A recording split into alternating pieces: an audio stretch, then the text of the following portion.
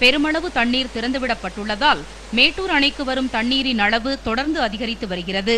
ஏற்கனவே மேட்டூர் அணை அதன் முழு கொள்ளளவான 120 அடி நிரம்பி தற்பொழுது 121.5 அடியாக உள்ளது. இந்நிலையில் மேட்டூர் அணைக்கு தற்போது வினாடிக்கு 2,23,979 கன அடி வீதம் தண்ணீர் வந்து கொண்டிருக்கிறது. அணைக்கு வரும் தண்ணீர் அப்படியே திறந்துவிடப்படுகிறது. இதனால் காவிரி மற்றும் அதன் துணை ஆறுகளில் வெள்ளம் கரைபுரண்டு ஓடுகிறது.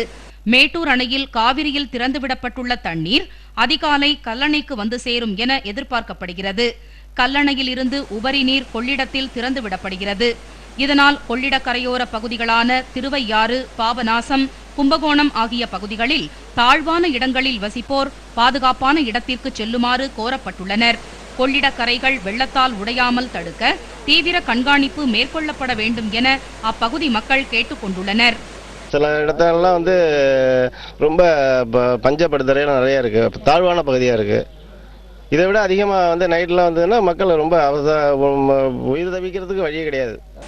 கொள்ளிடக்கரையோர பாதுகாப்பு நடவடிக்கைகளை மேற்பார்வையிட்ட மாவட்ட ஆட்சித் தலைவர் வீர சண்முகமணி கூறுகையில், வெள்ள தடுப்பு நடவடிக்கைகள் தீவிரமாக மேற்கொள்ளப்பட்டுள்ளதாக தெரிவித்தார். தஞ்சை மாவட்டத்தில் கொள்ளிட ஆற்றின் தென்கரையில் இருக்கக்கூடிய திருவையாறு, பாபநாசம் மற்றும் கும்பகோணம் வட்டங்களில் இருக்கக்கூடிய கிராமங்களுக்கு நாங்கள் இது சம்பந்தமாக அவர்களுக்கு உரிய அறிவுரைகள் வழங்கி பாதுகாப்பான இடங்களுக்கு செல்வதற்கு அறிவுறுத்தி இருக்கிறோம். இந்த கரைகள் எல்லாம் பலமாக இருப்பதை கண்காணிப்பதற்கு இரவு பகலாக ரோந்து பணி ஏற்பாடு செய்யப்பட்டிருக்கிறது. நம்ம மாவட்டத்திலிருந்து இந்த ஃப்ளட் அலர்ட் சிச்சுவேஷனுக்கு நம்ம ஒரு ஸ்பெஷல் கண்ட்ரோல் ரூம் ஓப்பன் பண்ணிட்டு 10 மொபைல் வெஹிக்கிள்ஸ் ஆல் சென்சிட்டிவ் வில்லேஜஸ்ல மூவ் பண்ணிருக்காங்க. நைட் எல்லாம் அலர்ட் இருக்காங்க with mic fitted vehicles and rescue team police தரப்பு தயார் பண்ணிட்டு வண்டியில மூவ் பண்ணிட்டு இருக்காங்க. we are ready to face this type of contingency. Thanjai மாவட்டத்தில் வெள்ள பாதுகாப்பு பணிகளை மேற்பார்வையிடவும் மீட்பு பணியில் ஈடுபடவும் அதிரடி படையினரை கொண்ட 10 வாகனங்கள் தயார் நிலையில் வைக்கப்பட்டுள்ளது.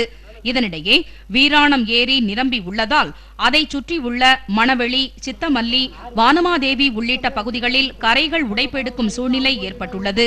இதைத் தொடர்ந்து வீராணம் ஏரியின் தண்ணீர் அளவை குறைக்க ஏரியிலிருந்து வெள்ளாற்றில் தண்ணீர் திறந்துவிடப்பட்டுள்ளது. இதன் மூலம் ஏரியின் நீர்மட்டம் 44.8 அடியாக இருக்குமாறு பார்த்துக் கொள்ளப்படும் என பொதுப்பணித்துறை அதிகாரிகள் தெரிவித்துள்ளனர். மேலும் வீராணம் ஏரியின் கரைகள் உடையாமல் தடுக்க மணல் மூட்டைகள் அடுக்கப்பட்டு வருகின்றன. வீராணம் ஏரியை சுற்றியுள்ள கிராமங்களில் உள்ள மக்கள் எச்சரிக்கையுடன் இருக்குமாறு தண்டோரா மூலம் அறிவுறுத்தப்பட்டுள்ளனர். தஞ்சை, திருவாரூர், நாகை ஆகிய மாவட்டங்களில் உள்ள கிளை ஆறுகளில் வெள்ளம் கரைபுரண்டு ஓடுகிறது. இதனால் ஆயிரக்கணக்கான ஏக்கரில் பயிரிடப்பட்டுள்ள சம்பா பயிர்கள் தண்ணீரில் மூழ்கியுள்ளன.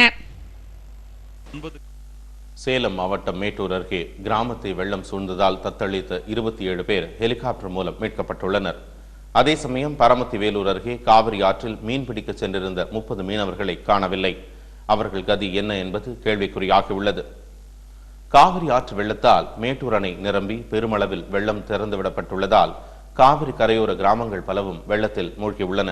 இந்நிலையில் பரமத்தி வேலூரை அடுத்த ஜேடர்பாளையத்தில் காவிரி ஆற்றின் நடுவே தங்கியிருந்து மீன்பிடித்துக் கொண்டிருந்த 30 மீனவர்களை காணவில்லை. அவர்கள் கதி என்ன என்று தெரியவில்லை.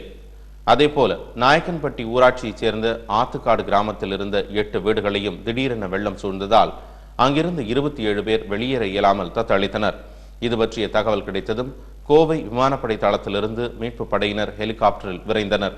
துணை கமாண்டர் PK சர்மா தலைமையில் சென்ற 5 பேர் அடங்கிய மீட்பு படையினர் ஆத்துக்காடு கிராமத்தில் சிக்கியிருந்த 2 குழந்தைகள் உள்ளிட்ட 27 பேரையும் ஹெலிகாப்டரில் மீட்டு மேட்டூர் கொண்டு சென்றனர். காவிரி ஆற்றில் வெள்ளம் கரைபிரண்டு ஓடுவதால் நூற்றுக்கணக்கான கிராமங்கள் நீரில் மூழ்கியுள்ளன. திருச்சி மாவட்டத்தில் ஆயிரக்கணக்கான ஏக்கர் நிலத்தில் பயிரிடப்பட்டுள்ள நெற்பயிர்கள் தண்ணீரில் மூழ்கியுள்ளன. கனமழை நீடிப்பதால் போக்குவரத்து மற்றும் மின் விநியோகம் பாதிக்கப்பட்டுள்ளன. மேட்டூர் அணையிலிருந்து திறந்து விடப்படும் தண்ணீர் காரணமாக காவிரி ஆற்றில் வெள்ளம் தொடர்ந்து அதிகரித்து வருகிறது. மேலும் காவிரி டெல்டா மாவட்டங்களில் பெய்து வரும் மழையின் காரணமாகவும் 500க்கும் மேற்பட்ட கிராமங்கள் வெள்ளத்தில் மூழ்கி உள்ளன. திருச்சியில் கடந்த 4 நாட்களாக நீடித்து வரும் கனமழையாலும் மேட்டூர் அணையில் இருந்து வரும் தண்ணீர் காவிரியில் கரை புரண்டு ஓடுவதாலும் லால்குடி, முசிறி, மண்ணச்சநல்லூர் ஆகிய பகுதிகளில் சுமார் 10,000 ஏக்கர் நெற்பயிர்கள் தண்ணீரில் மூழ்கி அழிந்துள்ளது. எங்கள் ஏரியாவில் தூர் வாராதனால தண்ணி காடு பூந்து அடிக்குதுங்க. ஒரு ஏக்கருக்கு 4-5 நாங்கள் செலவு பண்ணி இப்போ எல்லாம் ஒரு 400-500 ஏக்கருக்கு மேலே எங்கள் ஏரியாவில் ரொம்ப முழுகி போய் கிடக்குங்க. நாங்களாம் ரொம்ப கஷ்டப்பட்டுட்டு இருக்காங்க. தொடர்ந்து 4 நாளாக பெய்கிற மழையில் இது மாதிரி வயக்காட்டில் தண்ணி அதிகமாக ஏறி போச்சுங்க. இதே மாதிரி இன்னும் 2 நாளைக்கு நீடிச்சுன்னா இந்த வயக்காடெலாம் சுத்தமாக தேராதுங்க. ரொம்ப மோசமாக போச்சு. பயிர் 4 நாளாக தண்ணி நிற்கிறனாலே அழிவு போயிருக்கு. சேலம் மாவட்டத்தில் தொடர்ந்து பெய்து வரும் கனமழையால் அம்மாப்பேட்டை அடுத்துள்ள அசோக் நகர், பச்சைப்பட்டி, நாராயணன் நகர் உள்ளிட்ட பகுதிகளில் வெள்ளப்பெருக்கு ஏற்பட்டுள்ளது. சுமார் 500 வீடுகள் வெள்ளத்தில் மிதக்கின்றன. சாதாரண மழை பெஞ்சாவே ஊருக்குள்ள தண்ணி பூந்துரும். அது தாழ்வான பகுதி. இப்ப ரொம்ப மழை அதிகமா பெஞ்சனால, கனமழை பெஞ்சனால கிட்டத்தட்ட ஒரு 1000 வீட்டுக்குள்ள தண்ணி பூந்து தேங்கி நிக்குது. இந்த மழை ஈரத்துக்கு 2 வீடுகள் கூட இடிஞ்சு விழுந்த சூழ்நிலை தான் இப்ப இருக்குது. இப்ப பாத்தீங்கன்னா ஊரெங்கும் வெள்ளக்காடாக இருக்குது. பல குடும்பங்களை சேர்ந்தவங்க அவங்க எல்லாம் இப்போ தண்ணியில் மிதக்கிற நிலைமையில் உருவாகிருக்கு. அதனால் நாங்கள் காவல்துறை உதவியோட பொதுமக்களையும் எச்சரிச்சிட்ருக்கோம். ஒரு 4-5 நாளாகவே எச்சரிச்சிட்ருக்கோம்.